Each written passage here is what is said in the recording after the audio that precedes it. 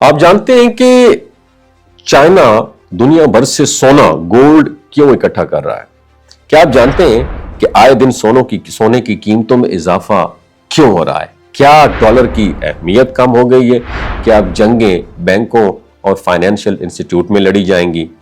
इस वीडियो को एंड तक जरूर देखिएगा। नाज़रीन, आने वाला दौर नो डाउट मईशत का दौर है। अब यह देखा जाएगा कि किस मुल्क के पास कितने रिसोर्सेज हैं। गुज़श्ता चंद सालों में जब अमेरिका ने रूस के कुछ गैर मुल्की असासे और डॉलर्स रिजर्व्स फ्रीज कर दिए, तो चाइना, टर्की, ईरान और दीगर ममालिक ने इस वाक़े को बहुत संजीदगी से लिया।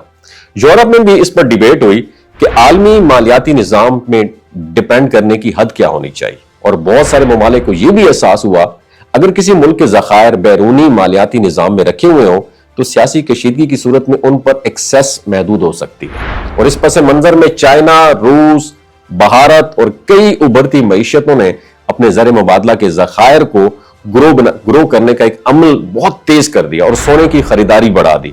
और सोने की अहमियत की एक बहुत बड़ी वजह उसकी गैर जानिबदारी है।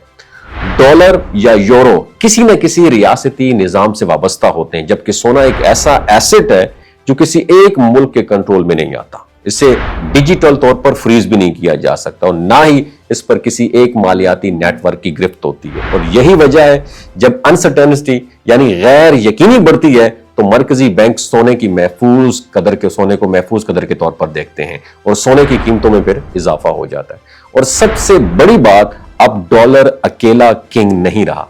अगर हम ज़खायर के आदाद व शुमार देखें तो तस्वीर मजीद वाज़ेह हो जाती है। अमेरिका के पास दुनिया के सबसे ज्यादा सरकारी सोने के ज़खायर हैं जो तकरीबन 8300 टन के करीब है, और चाइना के ज़खायर जो है सरकारी ज़खायर वो 2300 टन से ज्यादा बताए जाते हैं, और बीजिंग वक्तन फवक्तन इनमें इजाफा भी कर रहा है। रूस ने भी गुज़श्ता दहाई में सोने के ज़खायर में नुमाया इजाफा किया। भारत के पास तकरीबन 800 टन के करीब सोना मौजूद है, जबकि पाकिस्तान के पास लगभग 60 से 65 टन के दरमियान सोने के ज़खायर मौजूद हैं। जर्मनी, इटली और फ्रांस जैसे यूरोपीय ममालिक भी दुनिया के बड़े सोने के हामिल ममालिक में शुमार होते हैं। इन आदाद का मकसद सिर्फ दिखाना यह है कि मुख्तलिफ ममालिक अपनी माली सलामती को कैसे मुतवाजन रखते हैं, और चाइना की स्ट्रैटेजी को समझने के लिए उसकी तवील मुद्दती सोच को भी देखना बहुत ज्यादा जरूरी है।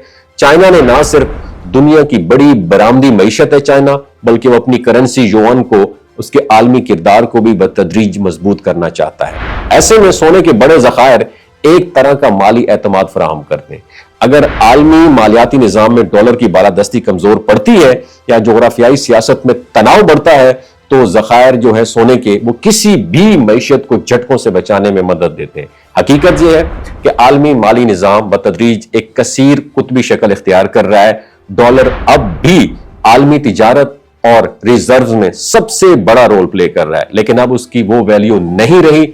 यूरोप की बड़ी मईशतों का मरकजी सतून है, जबकि सोना एक ऐसे एसेट के तौर पर देखा जा रहा है जो इन दोनों के दरमियान तवाजुन पैदा करता है। और कुछ माहिरीन के मुताबिक मौजूदा दौर में माली ताकत सिर्फ एक करेंसी पर डिपेंडेंट नहीं रही, बल्कि मुख्तलिफ एसेट के मजमूओं से यह तश्कील पाती है।